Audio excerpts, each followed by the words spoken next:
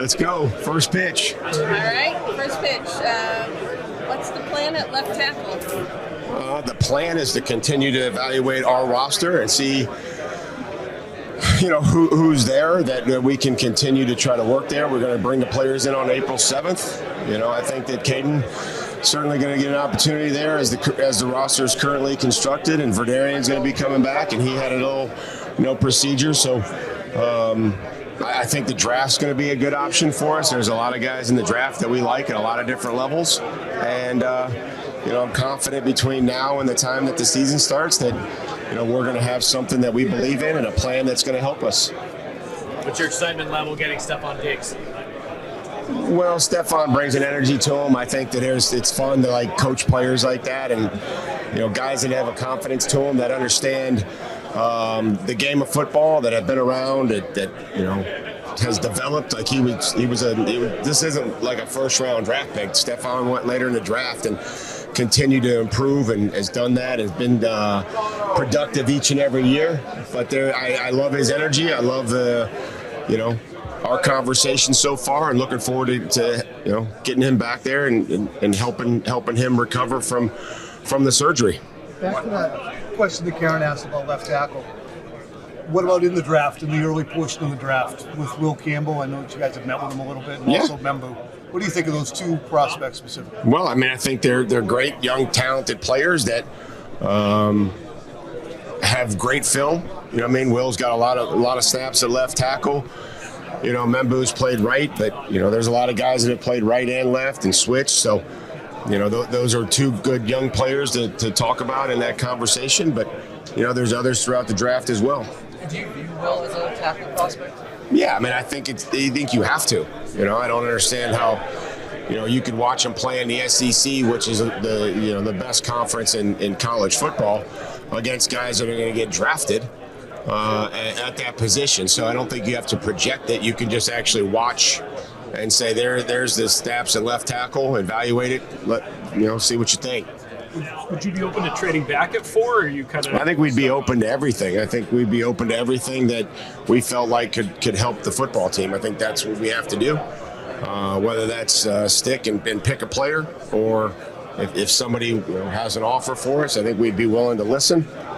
But there's a lot of options that we have to consider that could help the team. When we last spoke to you, you mentioned that there's a little bit of uncertainty at the top right now. Do you feel like you have a clear picture of how picks 1 through 3 might go ahead of you? Do you have any idea? You tell me. You tell me goes who 1, 2, and 3, and I'll tell you who goes 4. Mike, you spent time playing both ways, obviously, in the NFL. You were able to do it, but not to the degree that Travis Hunter has done in college. So how difficult is it for him at the NFL level to play both ways, the same volume, the same productivity, or do you have to evaluate him as just a corner, just a wide receiver? I don't know how anybody could say how hard it would be. We've never seen a player, necessarily do it. I think that there's some things that he can improve on by, probably concentrating on more than just on one position. But never going to put any restrictions on Travis or any player. We try to, as much as they can handle, that we're going to continue to put more on their plate. And so if he were on our football team and he showed a great skill at one position and was starting to really do well in his conditioning, and it didn't fall off and it didn't drop, we would be open to playing everybody that we had at more than one position. Anything that would help the football team, I would be all in favor of. Does he have to have a primary, though, a primary position? Well, I think to improve, I think there has to be a primary focus, just to be able to get some of the details that are going to be required at this league. So, we'll see, once everybody's on our football team, where they end up playing or where they end up starting out and practicing. Mike, there's a report about Diggs that he could be ready for week 1. As far as your evaluation of him, what's a realistic timeline for him to be ready? Try to stay away from timelines and predictions. I know that he's working hard to get back, which is exciting. I think it's by all accounts, everything is on schedule, and we feel good about where his rehab is and what he's doing. But I think with any injury, I'm never going to put a timeline on it. I don't think it's fair, one, to the players. What one person's MCL injury may be is not the same as another player's injury, that everybody recovers differently. So as long as they're working hard to get back with every injury, that's all we can ask of them. And, I just don't think it's fair to put a timeline on it. Mike, Stefan described that visit as a kind of get-to-know-you process. What did you learn about him in the day and a half that you spent together? All the things that we've talked about before, just his presence, the energy, the knowledge of the game, his ability to talk through things and talk through his rehab and his plan and how he prepares for the game, how he the relationship with the quarterback and all those things that we've worked through over the course of a couple days. And again, it was an easy visit. The conversations were easy. Nothing was forced. And so looking forward to moving with him on our roster. Like at number 4 overall, will you guys wait need, or is it just all about taking the best player available? I just think you have to be careful. Hopefully those two things can come together and align when you're drafting. But we certainly want to add premium players at the top of the draft and throughout the draft. That's our goal. Mike, you guys like some leaders from last year ago between David Andrews, Jonathan Jones, Dietrich Wise, and Juwan Bentley. What do you envision the leadership in the locker room look like this year? I think that there's going to be opportunities for everybody at, whatever, if they've been in the league 8 or 9 years or they've been in the league 1 or 2 years, and there'll be some rookies. There'll be plenty of opportunities for guys to lead and create a new identity for us and this football team moving forward. Mike, especially with David, considering the scheme going back to McDaniels and he's been in it, why not give him the opportunity to see if he could come back and earn a spot on the team? Yeah, we felt like that was the best decision for us, and we thank David for his contributions and what he's done, and thought it was best for our football team that we move on, and we're excited about the guys that we got up front. We were able to add Garrett Bradbury, and Cole's worked hard at center the last couple weeks of the season, which he did and played there, and it's pretty impressive considering he hadn't spent a bunch of time there. Will you keep Cole at center? Is that the plan? I think he'll work on the interior 3, but I think to give him an opportunity to compete at center and build off of what he did at the end of last year. Mike, how much of the guys that Ben mentioned that you guys decided not to bring back, were those all individual football decisions, or collectively did you feel like you need a culture reset in that locker room? No, I think those are all individual decisions. I think that something that happens. The captaincy is not a 4-year term. It's not an 8-year term. It's a year-to-year term, and every player has to prove themselves each and every day to the football team. And again, there are some veteran players that have done a lot of great things, and it was just, individual decisions. Some of those other players went and moved on to another football team. Some we had decisions that we made. So that's just all part of the roster construction.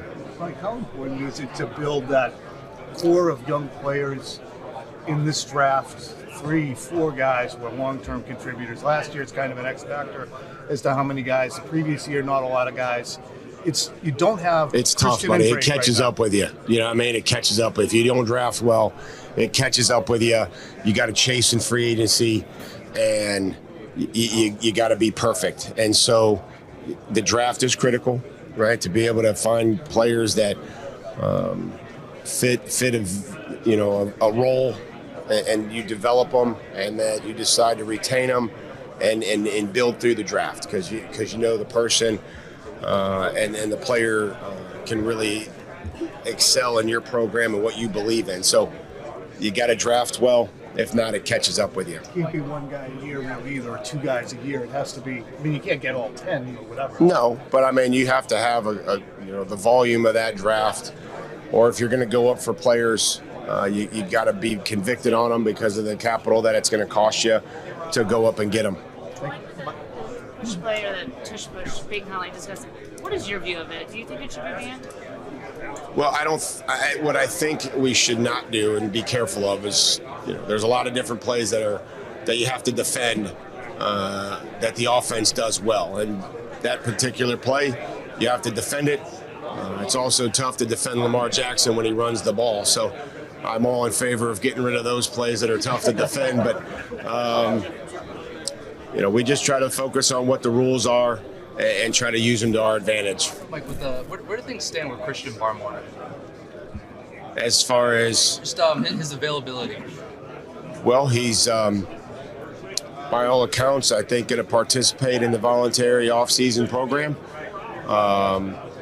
Voluntarily be there. This is my point to see how many times I can say the word voluntarily in a 30-second hit. But I write a letter voluntarily to the players and making sure that they voluntarily read it and voluntarily show up. No.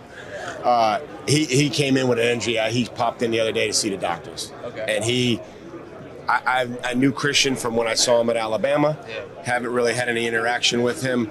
And when he walked into the training room, all the trainers and just his energy and presence, so I know that he's feeling better. We'll continue to evaluate him. It's something very serious.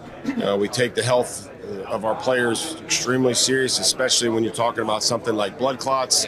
And we're going to have a great plan for him. We're going to do right by him, whatever is necessary, however we can get him to help us, based on days of practice, based on everything that he needs. And we don't have that plan yet, but we're continuing to work through it.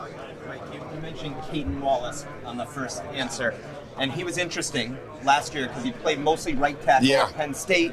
They sort of played him both sides, and then he had the injury. Yeah, he got hurt. 4. And I think by all accounts, you try to – offensive linemen really can't play special teams, right? They're not a contributor. You're a tight end, you got a running back, you got a linebacker. Some of these young players, they can get their feet wet, they can develop on special teams, gain a confidence going out and doing those things on special teams.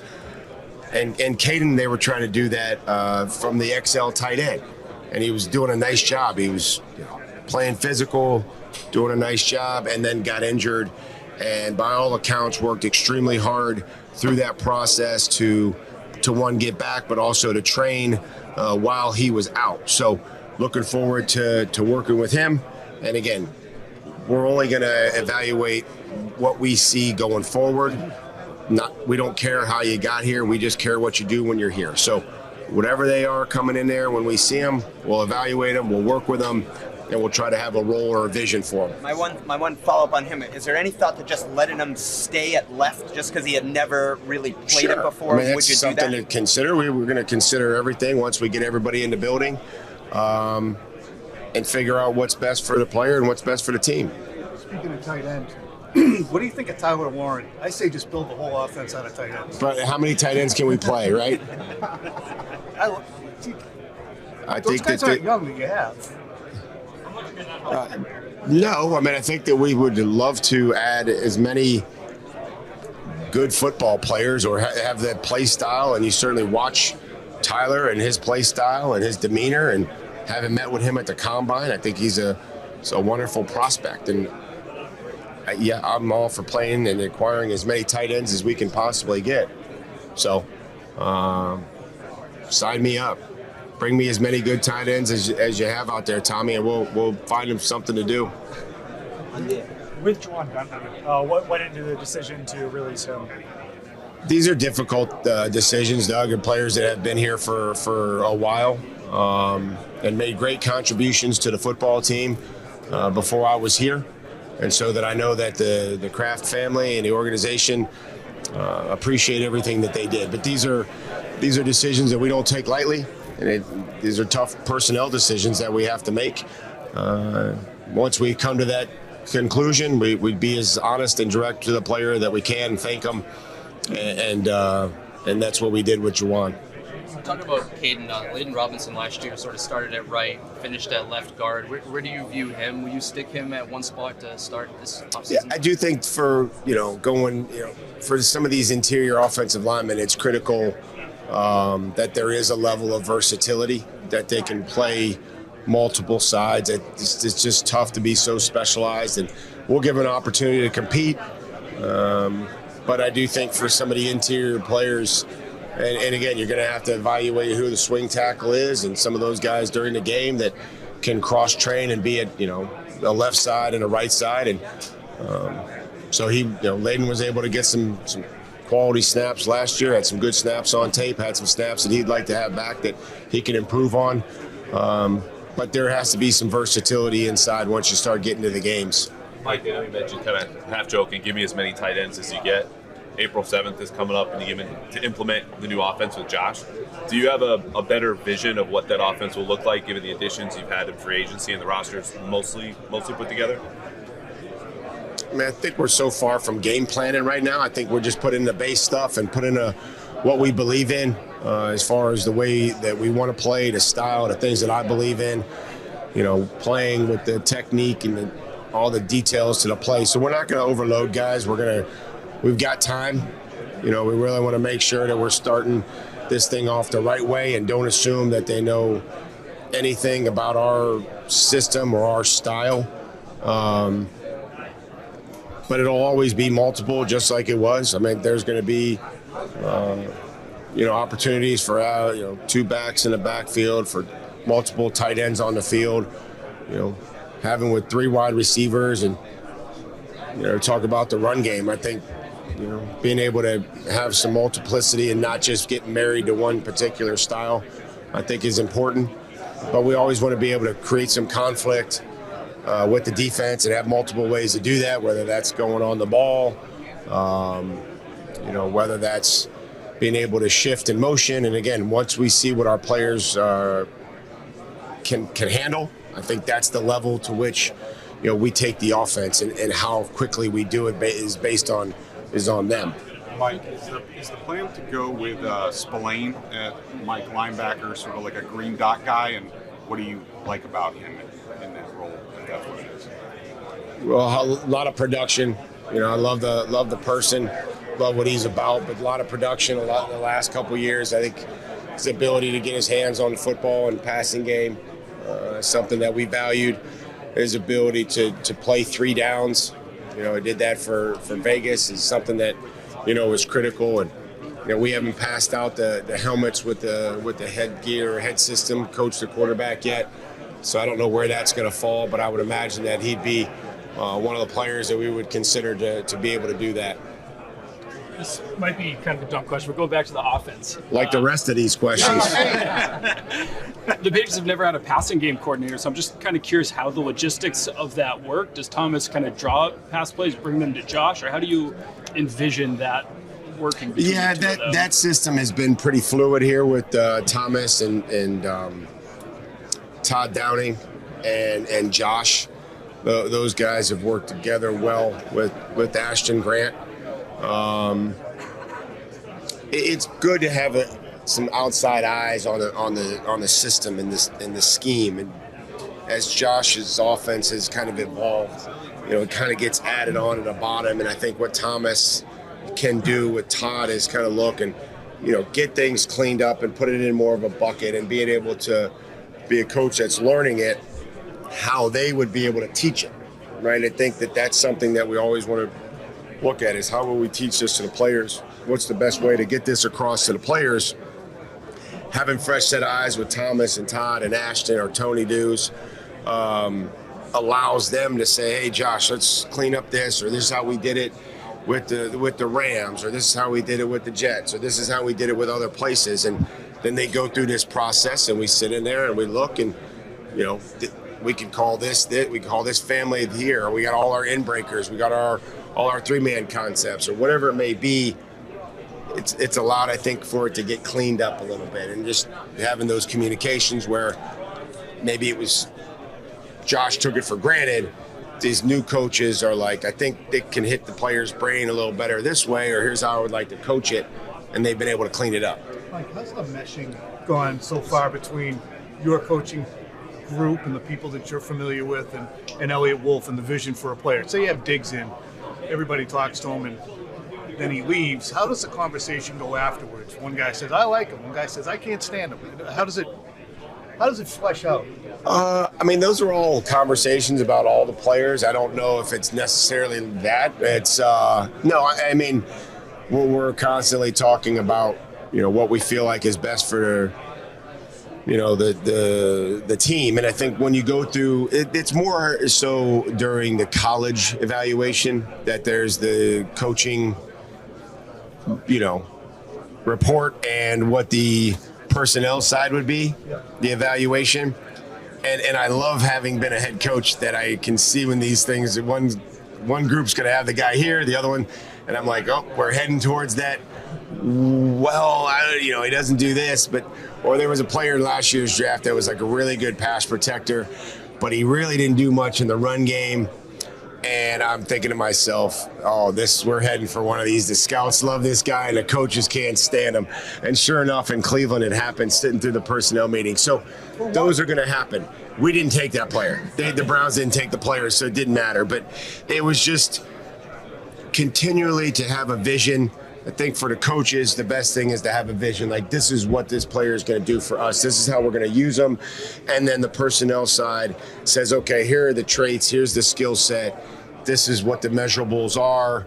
And you always want to try to combine that. And so it's my job, I think, to coordinate both sides of it. What sucks is that can set itself up for a told you so. Say the guy turns into a Well, we never want to do that, but I think that's human nature. We want to try to eliminate those things from our program. The I told you so is like, you can put it on me. I'm a big boy. Trust me. We're going to have a lot of things that go well, which will be due to the players and the assistant coaches, and they'll have some things that won't go so well, and you can put those on me. I can handle it. During your introductory press conference, you said among your goals was to win the AFC East. We want to win the division. You want to host playoff games. We absolutely do. Based on what you've done so far, do you feel you're closer? We're winning. We won March. Amazing. Which is something that's comical, right? We're never just trying to win March. We want to just try to be ready when the season goes, and it's a long process. Don't interrupt me, Karen. I'm still talking. What's the question? Are you happy with? I'm never happy. Sometimes. Am I happy with? Yes, I think that what we've done has been exciting. It's been fun to come to work. There's an energy in the building, which I am proud of, that when I hear that from people around the building that maybe have been there, that makes me happy. That everybody is excited and there's an energy about coming to work and ultimately trying to help the players. Based on your evaluations and conversations about last year's roster, what was your impression of what went wrong with Jalen Polk and Javon Baker, and how does that inform your approach moving forward? Yeah, I didn't do a whole lot of investigating about what went wrong. I'm trying to focus on what's going to go right. And so I know that Jalen's working hard. He's excited about being a new dad. He's working hard to rehab that shoulder. Focusing on, and again, he said this, not me, but this is something I'll always say, is he's focused on what he can do as opposed to what he can't do.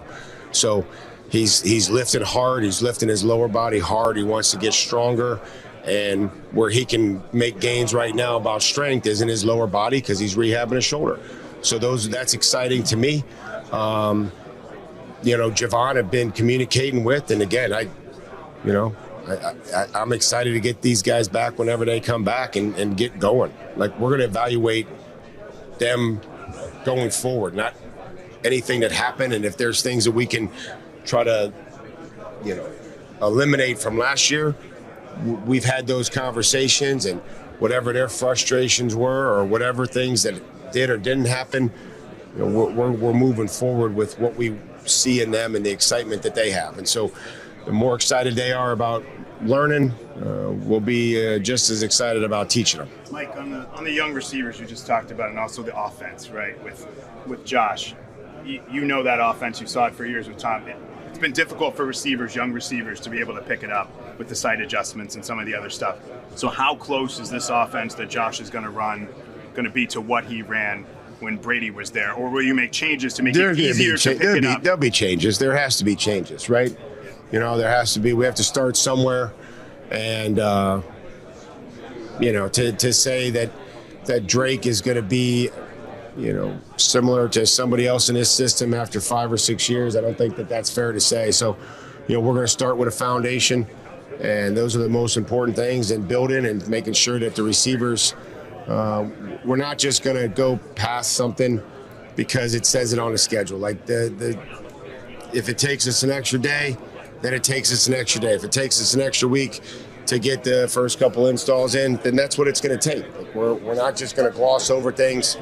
We believe strongly in teaching and helping those players and figuring out how they learn best and making sure that we're doing everything we can to give them a chance to help themselves. Mike, Joe Milton, just curious your thoughts on him, and if there's any sense from conversations with other teams that you might have an asset there that could have value to, in any potential discussions with other teams. Yeah, I think Joe's did everything that they asked him to do last year. It sounds like in conversations that he worked extremely hard. And that's tough when you're a quarterback. Everybody wants to play. Everybody wants to be the starter. And that's great to have that attitude. And he was ready for his opportunity there late in the season, which I commend him on, just like I would any player that sat there and went through a long season, a difficult season, and then got the opportunity, went out, won a football game, played well, helped his team win. And then, where that leads to, we'll see as the draft approaches, or where Joe is on April 7th to start our offseason program. But, you have to give Joe credit for being ready to go, going from the third quarterback to being able to win that football game and stay ready and stay hungry. What about that game? Your life would be easier for you right now had they lost. Are you happy that they won, given that as a coach, as a player? As I mean, it's a difficult season, and, that you want to compete and fight, that those players out there were doing everything that they could to win a football game. And I think that's the mentality, that's the environment that you want to create. So to say that there's any other reason, I think that's not what you want to create. And somebody has the first pick, somebody's going to have the second or the third. But those players, man, that's put yourself in their position like that, to get that opportunity to go out there and play and to compete and put tape out there like that. That's important. That's important for their career. That's important to instill that in a football team. And I don't think you could have it any other way. So I'm proud of all those guys that did that, and they fought and they won a football game. Mike, you guys matched the offer sheet on Christian Ellis. Why was that important for you guys to do? Well, and this was a difficult decision. It was one that we, ultimately decided that a young ascending player that has a skill set and speed and feel like he can do a lot of different things for us, and that his arrow was up, and that we felt like we wanted to keep him on the roster. So in order to do that, we had to match the offer sheet, and Christian is excited by all accounts to be back. We're excited to have him. This is a player, the more he played, I think the better that he got. Was very good on third down and fourth down, and then first and second down, the more he played, the better he got on first and second down. Mike, joint practices this summer, anything set in stone there? Still waiting for the NFL, but have had conversations with Minnesota. Washington, I think, would like to come up. We'd love to go to Minnesota if the NFL, gives us those opportunities. What draws you to Minnesota? Cheese curds. We practiced with them a few years ago in Tennessee. It's a nice setup. They got a beautiful facility. There's a hotel close by. You can walk to the field. It's just, they've enjoyed working with Kevin and B-Flow in their team. What are the most important things you have to do leading up to the draft for you personally in the next 4 weeks or so? Just have enough exposure with those players in the first few rounds that we see, the top 100 and 150 players that, I got to have enough exposure. And our scouting department has done a fantastic job. Our personnel department with, Elliot and Ryan and Cam Williams helping us do there, Matt Groh, everybody, getting out and going different places and bringing guys in on 30 visits and making suggestions like, hey, what do you think about this guy coming in? Let's get some more information on this guy. And so I've loved where the process has been. We worked well through the free agency process of being able to have a plan, being able to pivot off of that, move quickly, be decisive. Those were some things that we're really excited about. And I think the balance for me is just making sure that I'm doing everything I can with our current players, but also making sure that I'm staying up on the guys that we may add to our football team. You guys haven't signed a running back yet. Is that an area you like to address in the draft? I think so. Having a good young runner, something that's potentially something that we would like to do. I thought the guys coming back, I think Ramondre and Gibby, I think obviously we're a good 1-2 punch. People are going to talk about Ramondre and putting the ball on the ground, and he knows that, but we'll help him there, and we'll also, we're going to help make sure the other 10 players know that their job is to protect the guy with the ball as well. There were some opportunities on there for me to teach the other guys that, that second guy in, the guy you don't see is the one that's making the fumble or causing the fumble. And so it's a great opportunity for me to show those other players that their guys, the one coming in there to knock the ball loose. And so is that going to all be on the running back? No. It's going to be on the guy that's letting his guy get in there and make the hit. So those are great opportunities for me. But we'll love to add good young players on offense and skill players. How was it personally felt coming back here? Is it like you remembered it for you and your family? And isn't that a nice question, Dan? Yeah, it's exciting. I thought that there'd be some new faces, but unfortunately there's some of the same faces that have been there, like some new ones. But it feels good. It feels good to be back there. I'm excited to come to work, and I'm looking forward to this thing getting going. Can't wait to work with you, Tom. It's going to be great. I wish they had to steal that. Make sure you use the styrofoam so I can poke a hole in your coffee cup as you sit there and hold your coffee cup. Mike, how's it going to work with the 3 offensive line coaches? It's like Kugler going to be, and they're all experienced. It's like Kugler going to be in charge of the younger guys. How is that going to work? Yeah, I think that's a good question. I think that's. I was excited about adding the 2 guys that we added and keeping Cougs. And usually that third position is a younger, quality control coach. But, I'm excited about having 3 guys that can, like you said, it's a tough position to develop, right? And so in the spring, if we can have 3 guys that are working with, 4 or 5 players, however many are there, smaller groups, that can be really beneficial.